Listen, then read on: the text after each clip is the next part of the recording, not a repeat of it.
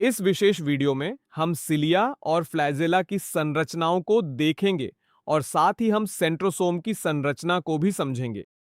Cilia और flagella की संरचना एक जैसी होती है। अगर हम सिलिया और फ्लैजेला की बाहरी सतह को देखें तो हम जानते हैं कि सिलिया या फ्लैजेला बाल जैसी संरचनाएं होती हैं जो उपस्थित रहती हैं। इस विशेष चित्र में हम इस फ्लैजेला या सिलिया का क्रॉस सेक्शन देख रहे हैं। तो क्रॉस सेक्शन गोलाकार होगा जैसा कि यहां दिखाई दे रहा है। अब बाहरी सतह प्लाज्मा मेम्ब्रेन से घिरी होगी। तो हम कह सकते हैं कि यह बाहरी परत क्या है? यह प्लाज्मा मेम्ब्रेन है जो इस फ्लैजेला को ढक रही है। प्लाज्मा मेम्ब्रेन के अंदर पूरा कोर, इसे एक्सोनिमा के नाम से जाना जाता है। अब क्या, अगर हम एक्सोनिमा की संरचना देखें तो यह माइक्रोट्यूब्यूल्स से बनी होती है। माइक्रोट्यूब्यूल एक प्रकार की संरचना थी जो यहां मौजूद है और माइक्रोट्यूब्यूल की संरचना 9+2 होगी। तो यह 9 क्या है और यह 2 क्या है? यह माइक्रोट्यूब्यूल्स की संख्या है। अब 9वां संख्या है जो बाहर मौजूद है, तो ये हैं पेरिफेरल माइक्रोट्यूब्यूल्स। 2 माइक्रोट्यूब्यूल्स केंद्र में मौजूद होते हैं। तो यहां यह विशेष संरचना ही मुख्य सेंट्रल माइक्रोट्यूब्यूल है। आइए इस विशेष चित्र में पेरिफेरल माइक्रोट्यूब्यूल और सेंट्रल माइक्रोट्यूब्यूल को देखें। इस चित्र में हम नीले रंग की संरचनाएं देख सकते हैं। तो ये नीली संरचनाएं पेरिफेरल माइक्रोट्यूब्यूल्स हैं। अब ये पेरिफेरल माइक्रोट्यूब्यूल्स डबल्ट्स के रूप में मौजूद हैं। तो आइए इस विशेष माइक्रोट्यूब्यूल को देखें।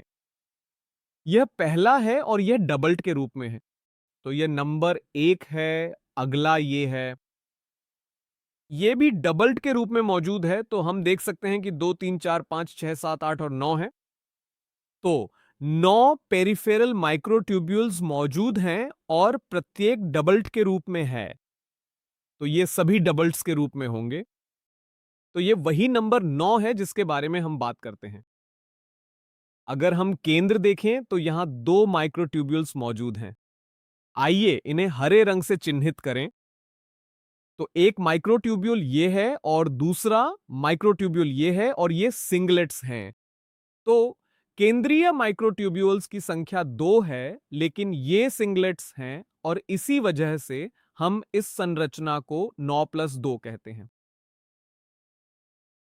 अगर हम इन पेरिफेरल माइक्रोट्यूब्यूल्स को गौर से देखें तो हमें वहां कुछ विशेष संरचनाएं दिखाई देती हैं जिन्हें अक्सर लिंकर्स कहा जाता है। तो ये छोटी छोटी संरचनाओं द्वारा आपस में जुड़ी होंगी और इन संरचनाओं को इंटर डबल्ड ब्रिजेस कहा जाता है। तो सभी पेरिफेरल माइक्रोट्यूब्यूल्स आपस में जुड़ी होंगी।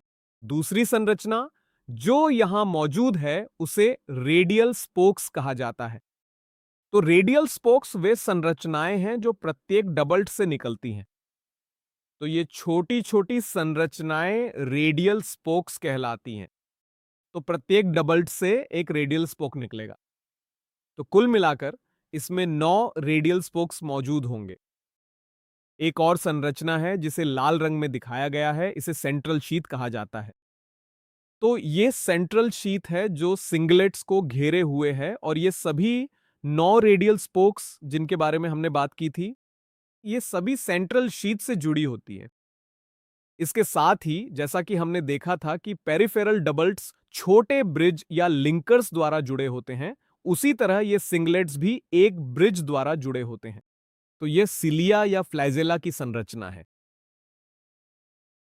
सिलिया और फ्लैजेला की संरचना के बाद अब हम सेंट्रोसोम की संरचना पर आते हैं। सेंट्रोसोम एक ऐसी संरचना है जो गैर झिल्लीदार होती है। सेंट्रोसोम केवल पशु कोशिकाओं में ही पाए जाते हैं। सेंट्रोसोम कभी भी पौधों की कोशिकाओं में नहीं पाए जाते।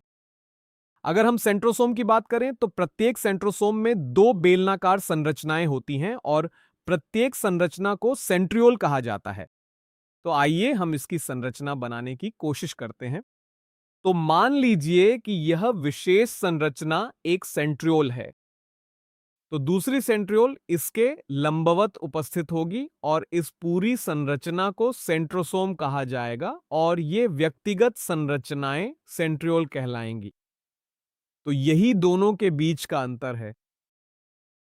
अब इस विशेष सेंट्रियोल की संरचना की बात करते हैं।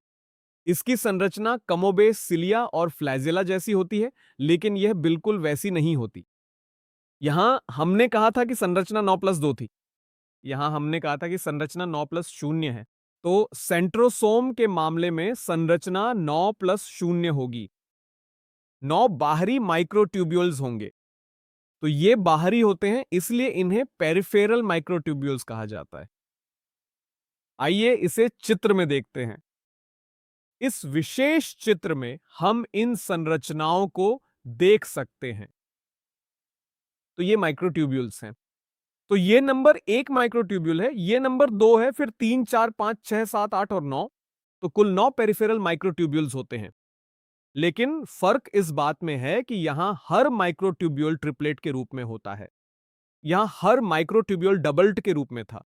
तो यहां 9 पेरिफेरल माइक्रोट्यूब्यूल्स होते हैं, लेकिन ये ट्रिपलेट के रूप में होते हैं, ट्रिपलेट्स।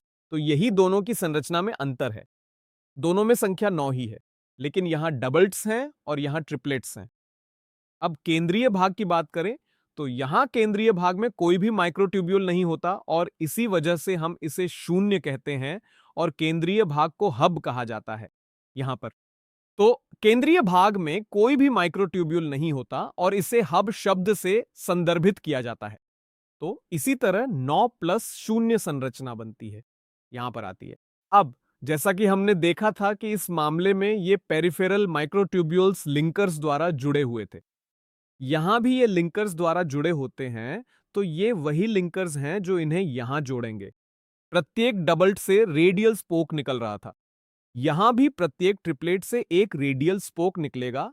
तो ये वे रेडियल स्पोक्स हैं जो निकले हैं। तो यहां 9 रेडियल स्पोक्स हैं। केंद्र में, जैसा कि हमने कहा था, कोई माइक्रोट्यूब्यूल मौजूद नहीं है। तो यही वह हब है जिसके बारे में हम मूल रूप से बात कर रहे हैं। उन प्रोटीन की बात करें जो इन्हें बनाते हैं, तो ये माइक्रोट्यूब्यूल्स ये ट्यूब्यूलिन प्रोटीन से बने होते हैं। तो यहां ये ट्यूब्यूलिन होगा। ये माइक्रोट्यूब्यूल्स ये भी ट्यूब्यूलिन से बने होंगे। यहां पेरिफेरल हिस्सा ट्यूब्यूलिन प्रोटीन से बना होगा, लेकिन ये हब ये ट्यूब्यूलिन प्रोटीन से नहीं बना होगा। तो ये फर्क है सिलिया और फ्लैजेला की संरचना और सेंट्रोसोम की तुलना में। अब सेंट्रोसोम या सेंट्रियोल के कार्य की बात करते हैं। तो सिलिया या फ्लैजेला जिस संरचना से उत्पन्न होते हैं उसे बेसल बॉडी कहा जाता है और यह बेसल बॉडी वास्तव में सेंट्रोसोम से बनती है। सेंट्रोसोम का दूसरा कार्य है कोशिका विभाजन के दौरान स्पिंडल तंत्र या स्पिंडल फाइबर्स का बनना। वह स्पिंडल तंत्र भी सेंट्रोसोम द्वारा ही बनता है और जैसा कि हमने पहले कहा था, सेंट्रोसोम केवल पशु कोशिका में ही पाया जाता है।